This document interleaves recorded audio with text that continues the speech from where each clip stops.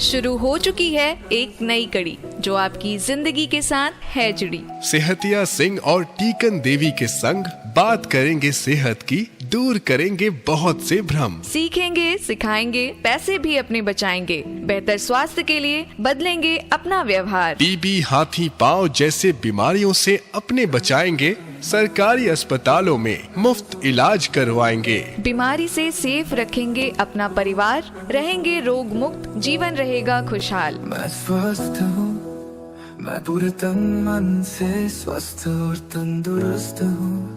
मुझे हर रोज स्वास्थ्य का उपहार देने के लिए शुक्रिया। Thank you, thank you, thank you. सुनना न भूलिएगा, सेहत सही लाभ कई, सिर्फ आपके अपने सामुदायिक रेडियो एक्टिव भागलपुर 90.4 FM पर।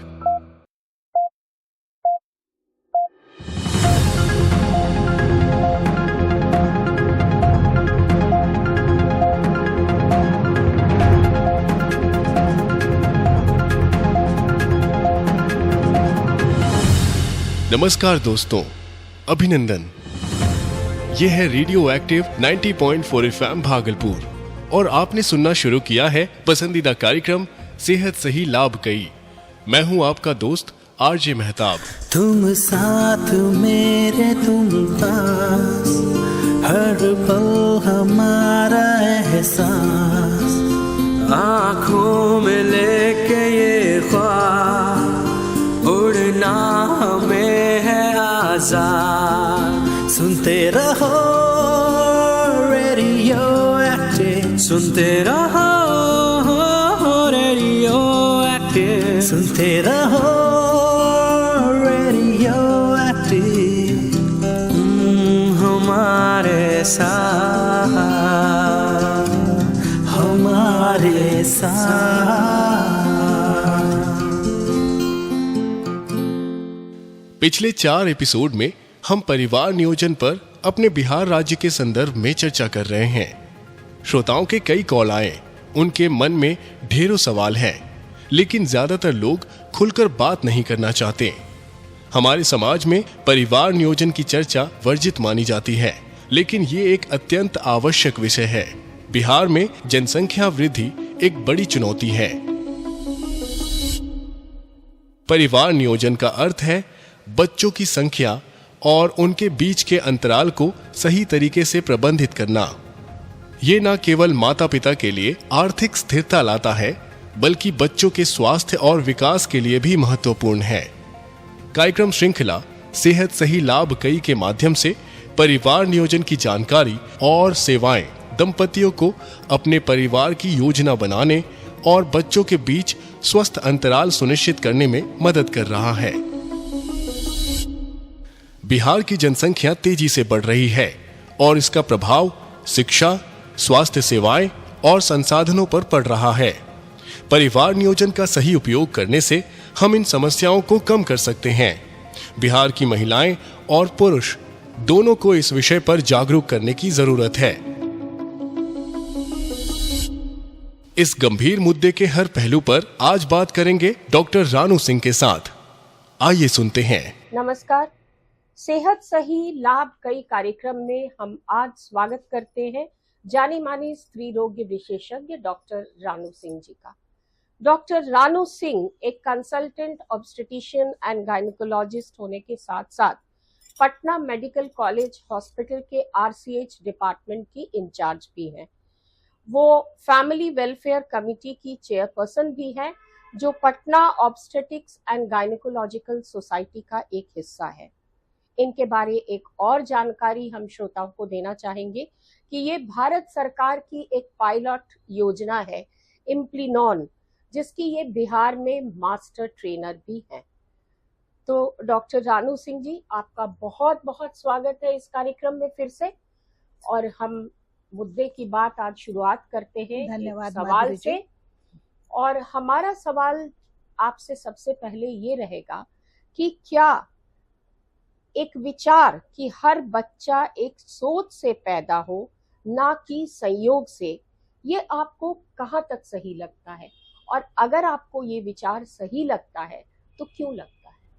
देखिए, जब जिंदगी में हम कोई भी काम करते हैं तो अगर सोच के साथ करते हैं, मैनेजमेंट के साथ करते हैं, तो हमने देखा है कि उसकी सफलता हमें ज़्यादा मिलती है और वो ज़्यादा सटीक होता है। उसी तरह से हम परिवार नियोजन के इस मुद्दे को भी देखें। परिवार नियोजन का मतलब ये नहीं होता है कि सिर्फ परिवार को आप सीमित कर लें। परिवार बिल्कुल बहुत मुद्दे की बात आपने कही है, क्योंकि लोग अक्सर परिवार नियोजन या फैमिली प्लानिंग से यही समझते हैं कि बस हमें परिवार को सीमित करना है। तो बहुत अच्छी बात आपने उठाई, इस पर थोड़ा और प्रकाश डालिए। हाँ, तो परिवार का ये मतलब, परिवार नियोजन का मतलब ये कदापि नहीं है कि हम परिवार को सीमित कर लें, जल्दी जल्दी बच्चे पैदा करके अपना काम खत्म कर लें, ऐसा नहीं है। परिवार में हम जब चाहें तब बच्चा हो, उसकी एक सही उम्र होनी चाहिए। दो बच्चों के बीच एक अंतराल होना चाहिए, जो कि हम लोगों ने सोचा है कि 3 साल का अंतराल जो होता है वो अच्छा अंतराल होता है। तो इसके ढेर सारे ऑब्जेक्टिव हो गए। इससे हमारा परिवार खुशहाल रहेगा, माँ का स्वास्थ्य अच्छा रहेगा, बच्चे का स्वास्थ्य अच्छा रहेगा, बच्चे के साथ माँ का भावनात्मक संबंध जुड़ पाएगा और ये सारी खूबियां इसमें होंगी। लेकिन अगर महज संजोग से बच्चा पैदा होगा, मान लीजिए कोई मदर है, वो मेडिकल की पढ़ाई कर रही है या इंजीनियरिंग की पढ़ाई कर रही है और उसी बीच में वो कंसीव कर जाती है, तो ये उसकी कोई प्लानिंग नहीं है, इससे उसके सारे मंसूबों पर पानी फिर जाएगा। तो सोच के साथ बच्चा पैदा हो, ना कि संयोग से। देखा आपने, और आपने सुना भी कि बच्चा जो है बिल्कुल सोच के साथ पैदा हो, यानी 2 बच्चे के जन्म में 3 साल का कम से कम अंतर होना चाहिए, जिससे माँ और बच्चे दोनों का स्वास्थ्य सही रहे और परिवार भी सुखी और संपन्न रहे। तो इसी से जुड़ा एक और हम अगला सवाल आपसे करना चाहेंगे डॉक्टर रानू, कि क्या परिवार को ये स्वतंत्रता होती है कि वो बच्चे कब और कितने पैदा करें? ये एक सवाल मेरा। और दूसरा सवाल ये है कि परिवार नियोजन से संबंधित जो बहुत सारे उपाय हमारे यहाँ मौजूद है, कौन सा उपाय आपको सबसे अच्छा और सटीक लगता है और परिवार में किस उपाय को अपनाना चाहिए? देखिए, जो पहला क्वेश्चन आपने किया कि परिवार को ये स्वतंत्रता होती है कि वो अपना परिवार निर्धारित कर सके, इसमें तो डिफरेंट मतलब कॉन्सेप्ट्स आ जाएंगे। जैसे परिवार आजकल कहते किसको है, उस पर आपको जाना पड़ेगा। हम जिस परिवार की परिकल्पना करते हैं उसमें माँ बाप भाई बहन स्त्री पुरुष मिलकर परिवार बनाते हैं। अभी एकल परिवार चल रहा है, मतलब कि पति और पत्नी ही मेन मुख्य भूमिका निभाते हैं। लेकिन हम जिस परिवेश की बात कर रहे हैं वहाँ सास ससुर भाई बहन स्त्री और पुरुष को लेकर परिवार बनने की बात कर रहे हैं। तो हमारे हिसाब से परिवार का अगर परिवार अगर मिलकर डिसाइड करेगा कि पति पत्नी को कब बच्चा होना चाहिए, दोनों पति पत्नी की सहमति से होगा तो वो ज़्यादा अच्छा होगा। इसमें भावनात्मक संबंध भी जुड़ेंगे और जो मैंने कहा कि संयोग की बात नहीं होगी, वो मैनेजमेंट के थ्रू होगा और सोच की बात होगी। भारत में जैसे ही किसी दंपत्ति की शादी होती है, सब पूछने लगते हैं अच्छी खबर कब आएगी। लेकिन सच तो यह है कि ज्यादातर जोड़े जल्दीबाजी में माता पिता बन जाते हैं, क्योंकि उन्हें गर्भ निरोधक के सभी विकल्पों की सही जानकारी नहीं होती। जब दंपतियों को अपने सभी विकल्पों की पूरी जानकारी होगी, तब मिलकर फैसला ले सकते हैं कि वे कब और कितने बच्चे चाहते हैं। वे आर्थिक रूप से तैयार हो सकते हैं, वे आजीविका पर ध्यान दे सकते हैं और अपने बच्चों को बेहतर शुरुआत दे सकते हैं, ताकि हर बच्चा किसी मजबूरी से नहीं बल्कि सोच समझकर लिए गए फैसले से जन्म ले। तो झिझके नहीं, आज ही बातचीत करें अपने डॉक्टर या आशा दीदी से और जानिए कि आपके लिए कौन सा आधुनिक गर्भ निरोधक तरीका सही है। बिल्कुल, हम अक्सर ये देखते हैं कि शादी हुई नहीं कि जो घर की बहू होती है उस पर सास ससुर या सगे संबंधी वो प्रेशर डालना शुरू करते कि हमें भाई खुशखबरी कब सुनाइएगा। तो ऐसे में जो एक महिला होती है वो बिल्कुल पिस सी जाती है, उसे समझ में ही नहीं आता, क्योंकि उसे कुछ करने की जीवन में मंशा होती है, पर वो कई बार वो परिवार के दबाव में आकर बच्चे को जन्म देने के लिए तैयार हो जाती है।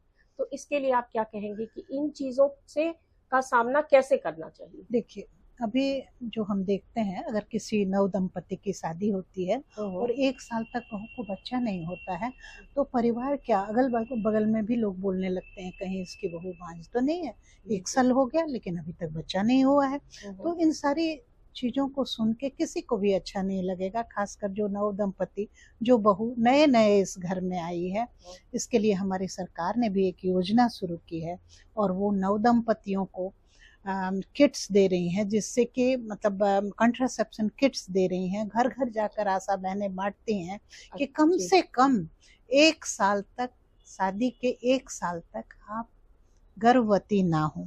इसके बहुत सारे कारण हैं। एक तो उनकी प्रॉपर उम्र हो जाएगी, हमारे यहाँ शादी की उम्र भी थोड़ी कम होती है, तो एक तो उनकी प्रॉपर उम्र हो जाएगी, दूसरा उसका भावनात्मक संबंध अपने पति के साथ साथ अपने परिवार से भी होगा, और तब जो वो बच्चा आएगा उस घर में, वो ज़्यादा खुशियों का टोकरा लेकर आएगा।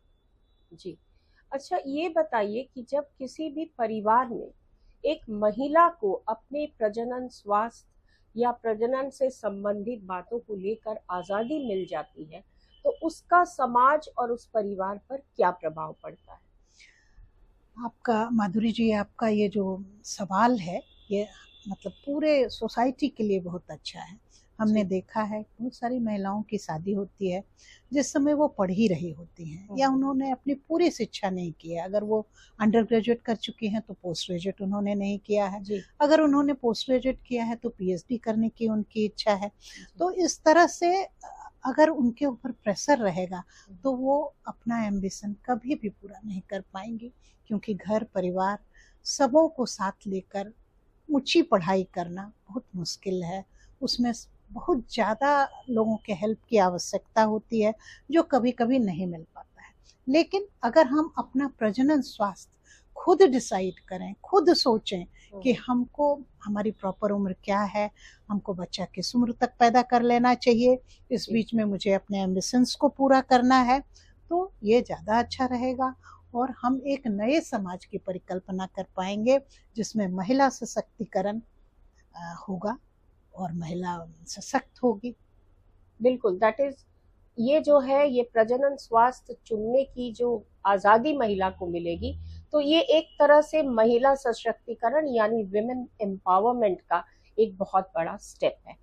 अब मैं एक सवाल और आपसे जानना चाहूंगी कि लोग ये जानते हैं कि परिवार नियोजन कितनी बड़ी चीज है, कितने फायदेमंद है हमारे समाज, हमारे देश के कल्याण के लिए, फिर भी आज भी ग्रामीण इलाकों में खासकर देखा जाता है कि लोग परिवार नियोजन का विरोध करते हैं, उसके साधनों के बारे में उनकी कोई जानकारी नहीं होती है। ऐसा क्यों?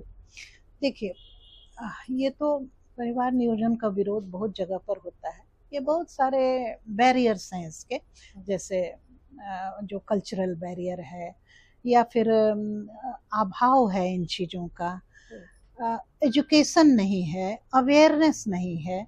तो इन सारे मुद्दों को लेके चलना होगा। अगर इन सारे बैरियर्स को हम क्रॉस कर सकते हैं तो हम इस पर विजय पा सकते हैं, और फिर हम ये कभी नहीं कह पाएंगे कि कोई इसका विरोध करता है, क्योंकि किसी अच्छी चीज़ का विरोध हो ही नहीं सकता है। इसका साफ मतलब ये निकलता है कि बैरियर्स को हम लोगों को क्रॉस करना है, बैरियर्स को तोड़ना है। तो इसके लिए सरकार तो बहुत सारा काम कर ही रही है, लेकिन मैं कहूँगी कि जो रेडियोज हमारा है, यानी खासकर आप सामुदायिक रेडियो है, जिससे गांव-गांव में ये खबर जाती है।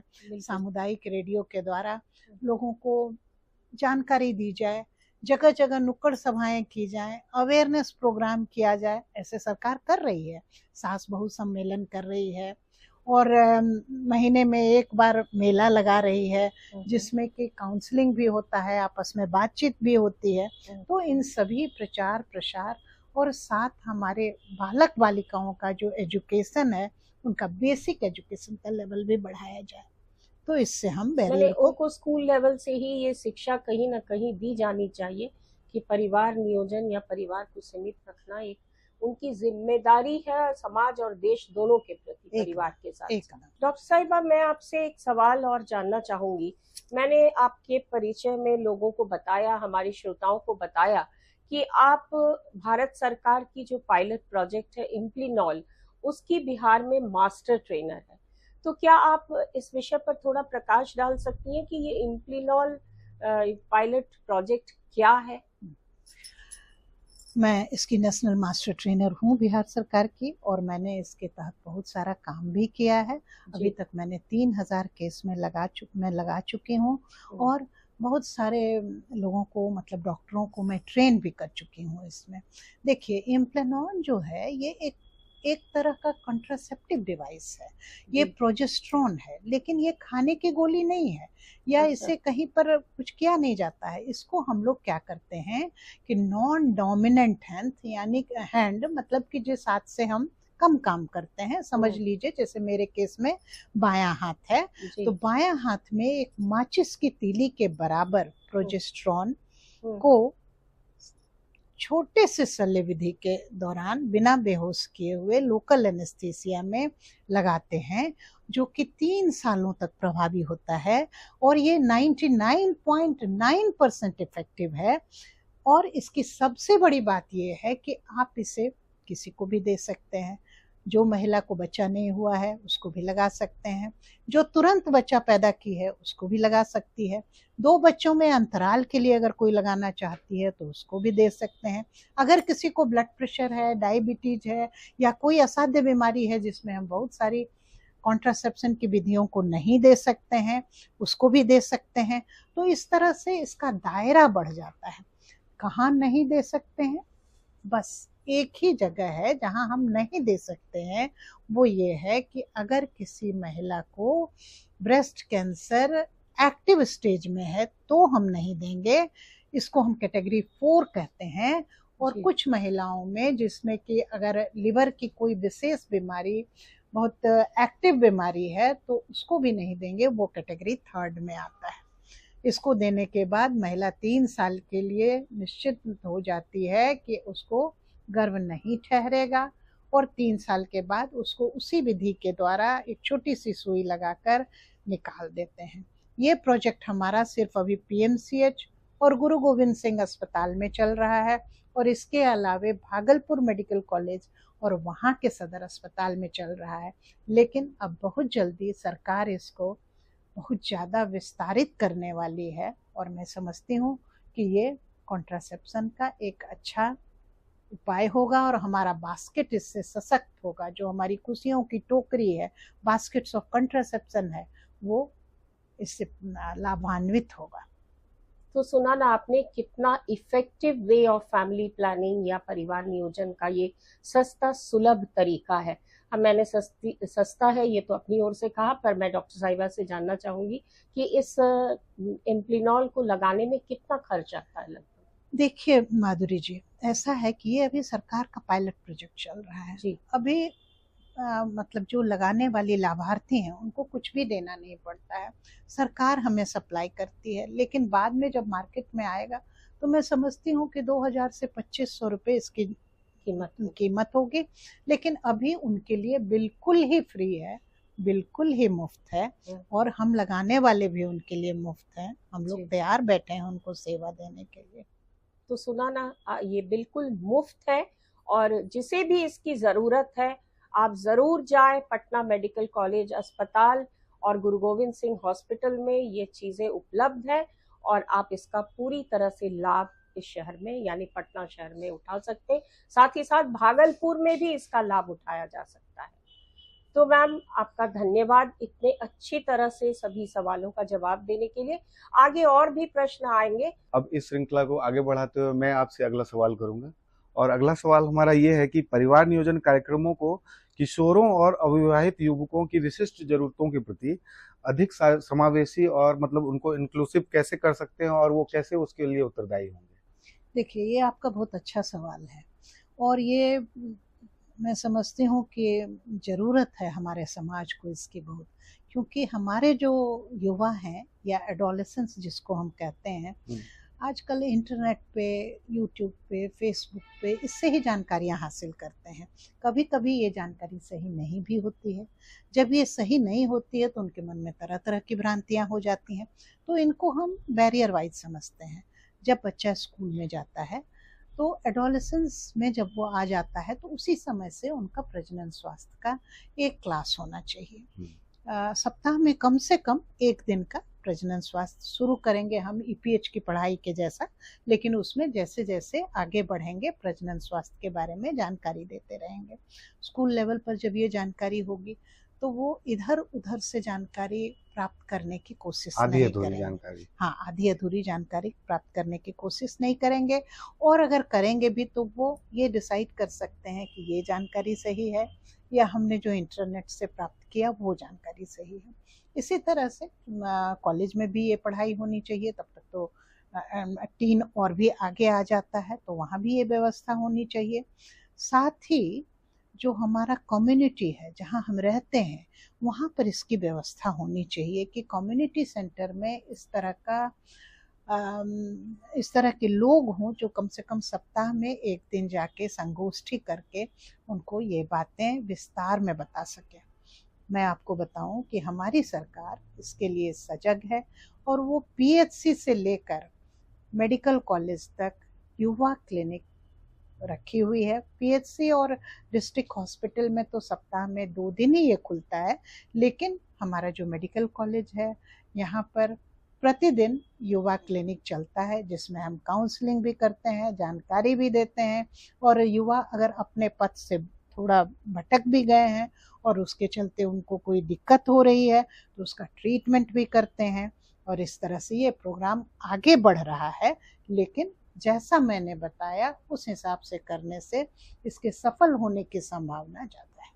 तो जैसा कि अभी आप लोगों ने सुना कि युवा क्लिनिक चल रहा है, तो हम हमारे रेडियो से ये जानकारी देना चाहेंगे कि युवा जो है वो युवा क्लिनिक जाएं। सप्ताह में 2 दिन आपने कहा। नहीं, मेडिकल कॉलेज में रोज है। अच्छा। लेकिन पीएचसी और डिस्ट्रिक्ट हॉस्पिटल में कम से कम 2 दिन तो खुलता ही खुलता है। जी, ये जानकारी देने के लिए धन्यवाद।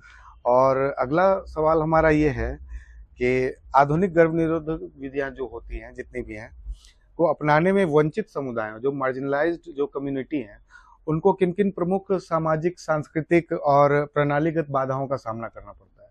अब थोड़ा सा हम आपको ये बता दें कि ये मॉडर्न कंट्रासेप्टिव्स है क्या। कंट्रासेप्टिव्स 2 तरह के होते हैं, एक जो हम परमानेंट जिसको कहते हैं और एक टेम्पररी। तो परमानेंट का तो आप लोग सभी जानते हैं, हमारे यहाँ महिला बंध्याकरण करके लोग निश्चिंत हो जाते हैं।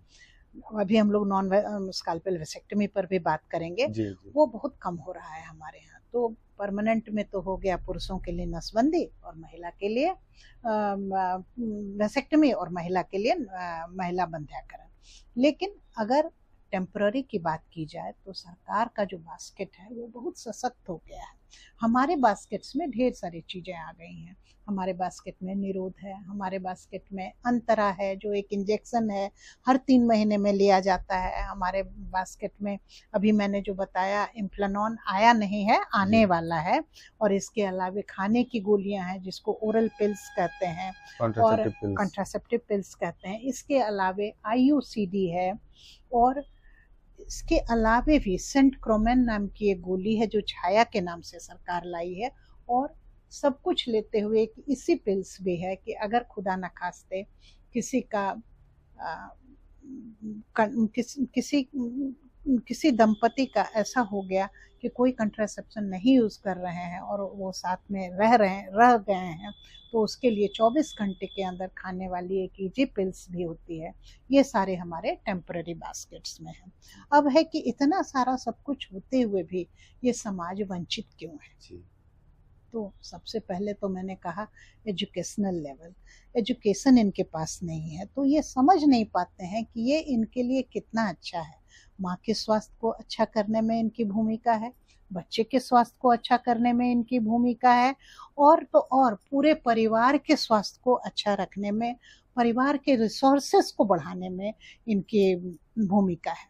तो फिर से वही अवेयरनेस प्रोग्राम हम करें, मेला लगाएं, जगह जगह काउंसलिंग की व्यवस्था करें, रेडियो जो हमारा गांव-गांव जाता है उसमें हम इसको करें, और जो हमारा प्रसार भारती है वो भी इसके लिए काम कर रहा है, वो भी तरह तरह की डॉक्यूमेंट्री फिल्में दिखाएं, तो इसमें फर्क पड़ेगा। हम सफर पर निकलने से पहले हर चीज की प्लानिंग करते हैं। नया स्कूटर या नया कार खरीदने से पहले हर विकल्प पर सोचते हैं। तो फिर अपने परिवार की योजना बनाने से पहले क्यों नहीं? यह तो जिंदगी भर का फैसला है। आपके परिवार को नियोजित रखने के लिए आपके पास गर्भनिरोधक के कई विकल्प हैं। जब आपके पास सही जानकारी होगी तभी आप अपने स्वास्थ्य, अपने शरीर, अपने जीवन और अपने भविष्य के बारे में सही फैसला ले पाएंगे। तो झिझकिए नहीं, आज ही अपने डॉक्टर या आशा दीदी से बात करें। अपने लिए सभी गर्भ निरोधक के विकल्प जानें। और आखिरी सवाल है मेरा आपसे कि गर्भ निरोधक जो निर्णय होते हैं वो पुरुष का जो साझेदारी होता है उसमें उसका कितना प्रभाव रहता है? पुरुष की साझेदारी कम है, ज़्यादातर महिलाएं ही इस प्रोग्राम में भाग लेती हैं और वो ही मैनेज करती हैं ये सारी चीज़ें। तो अगर परिवार नियोजन की पहल में उनकी भागीदारी पुरुषों की बढ़ानी हो तो उसके लिए क्या करना चाहिए? देखिए, आपने एकदम सही कहा, पुरुष की भागीदारी बहुत कम है। मैं बार बार कह रही हूँ कि 2 बच्चों के बाद तुरंत वंध्याकरण कराना ही महिलाएं चाहती हैं और ये इसी को समझती हैं कि ये परिवार नियोजन है। लेकिन जब मैं बता चुकी हूँ कि ऐसा है नहीं, पुरुष की भागीदारी बहुत जरूरी है। जो समाज हमारा है, जिसकी धुरी स्त्री और पुरुष दोनों हैं, अगर एक चक्का कितना भी सशक्त रहे और दूसरा नहीं है तो गाड़ी का आगे चलना संभव नहीं होता है। उसी तरह से अगर महिलाएं जब भी, जैसे हमारा प्रधानमंत्री सुरक्षित मातृत्व चलता है जो कि गर्भवती महिलाओं के लिए विशेष करके बनाया हुआ बहुत अच्छा प्रोग्राम है, इसमें हम लोगों ने एक विंग रखा है, कंट्रासेप्शन विंग, कि अगर आपका बच्चा हो जाएगा तो उसके बाद आप क्या ऐसा करेंगे कि आपको 3 साल तक बच्चा ना हो। तो उस स्थिति में महिलाओं को तो हम लोग ये सारी जानकारी देते हैं, लेकिन अगर वो अपने पतियों के साथ, अपने मदर इन लॉ के साथ, अपने और मेल मेंबर के साथ आते हैं तो पुरुष भागीदारी के बढ़ने से जो आइडियल मैंने कहा कि जिस तरह से परिवार नियोजन होना चाहिए वो जरूर बढ़ेगा और पुरुषों को भी इसमें बढ़ चढ़कर हिस्सा लेना चाहिए। जहाँ कभी उनको मौका मिले इस तरह का ये, तो वो भागीदारी दें और वो ये समझें कि ये उनकी बराबर की जिम्मेदारी है, ना कि सिर्फ महिला की जिम्मेदारी। जी, धन्यवाद मैम, इतने अच्छे तरीके से आपने ये समझाया। जी, आपको नमस्कार है, प्रणाम है। नमस्कार। आप हमें यह बताइए, परिवार नियोजन के लिए सबसे सुरक्षित तरीका क्या है? कौन सी विधि है जिसे पढ़े लिखे और अनपढ़, साक्षर या निरक्षर दोनों तरह के लोग जो है अपना सकते हैं? और एक भ्रांति है लोगों में कि यदि हम परिवार नियोजन कराएंगे, नसबंदी कराएंगे तो हमारा मर्दानगी, पुरुषार्थ जो है कम हो जाएगा। इसके विषय में हमारे श्रोताओं को बताएं। आपके कहने का मतलब है कि पुरुष नसबंदी के बारे में आप बात करना चाहते हैं।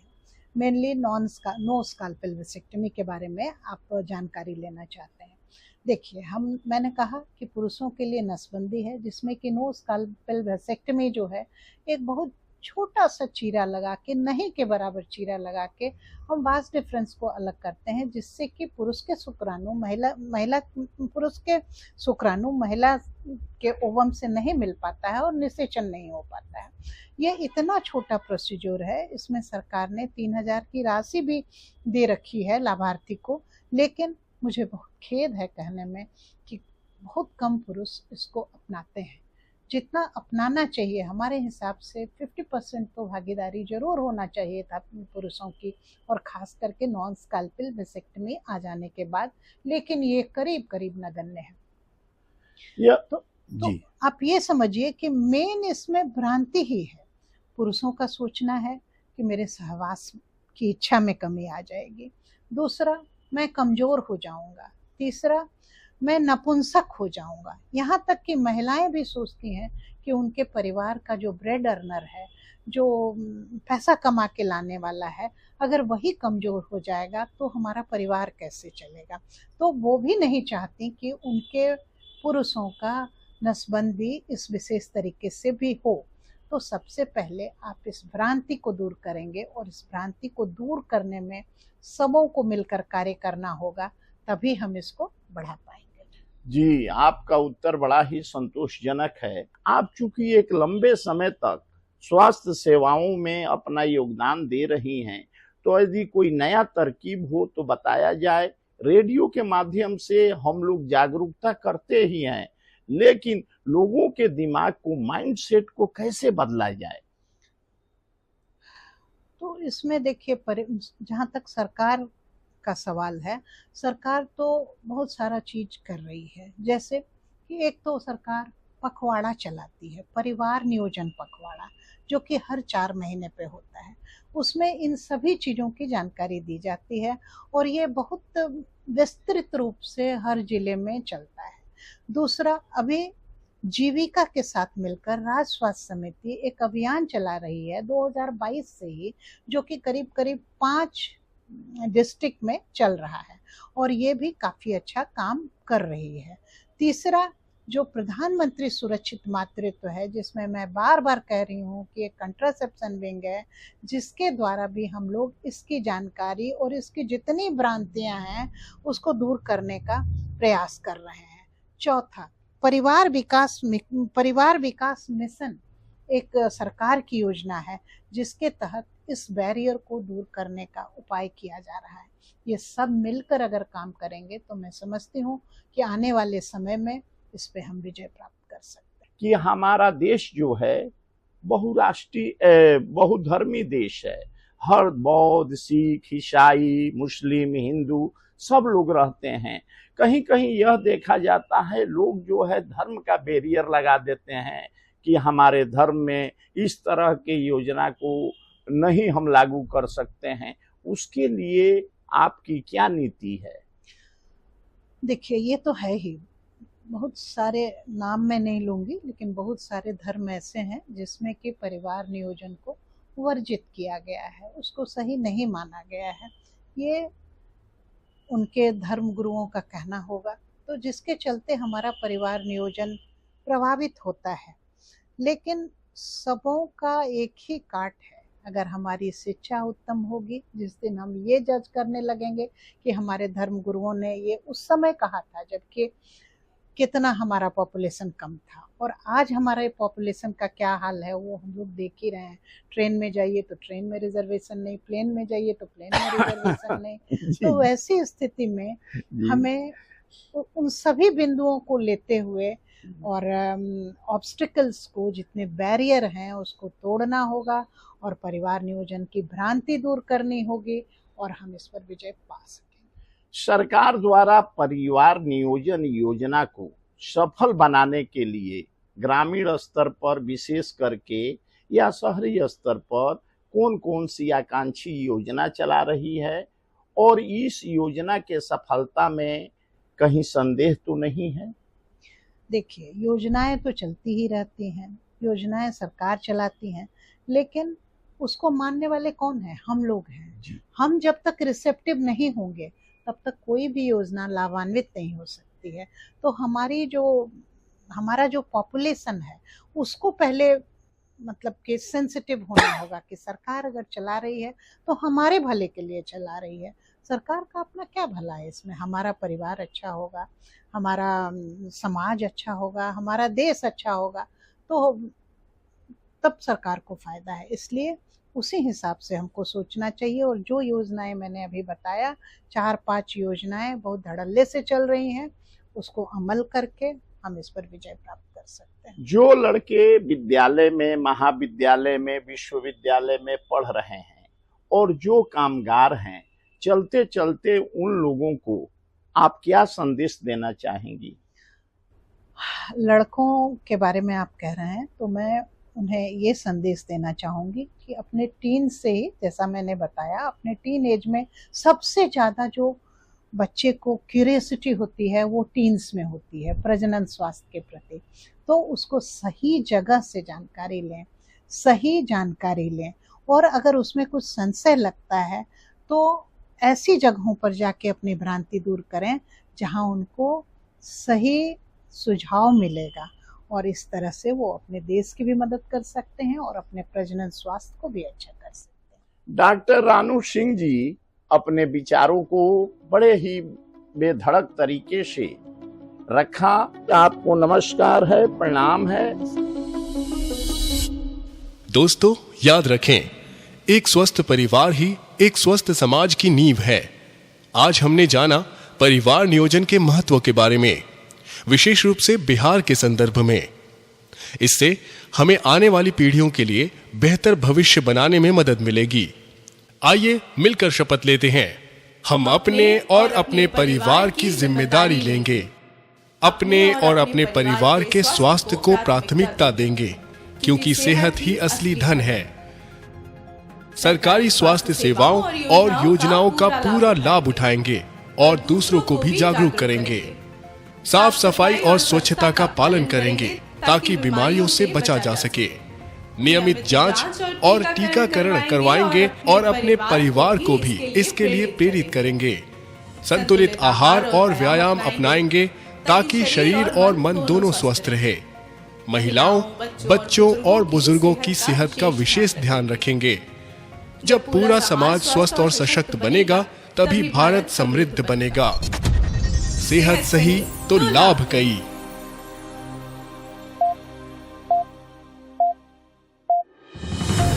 तो आज की चर्चा को सिर्फ सुनिए मत, अपनाइए भी। सुनते रहिए कार्यक्रम सेहत सही लाभ कई। यह कार्यक्रम श्रृंखला नई दिल्ली स्थित संस्था स्मार्ट के सहयोग से रेडियो एक्टिव भागलपुर पर प्रसारित किया जा रहा है। इस मुद्दे पर ध्यान देने के लिए धन्यवाद। अगले कार्यक्रम में फिर मिलेंगे। मैं हूं आरजे मेहताब। नमस्कार। नियोजित हो परिवार तो क्यों ना महके ये गुलजार, फूलों का हार रहे जीवन पर सदा बहार। नियोजित हो परिवार तो क्यों ना महके ये गुलजार, फूलों का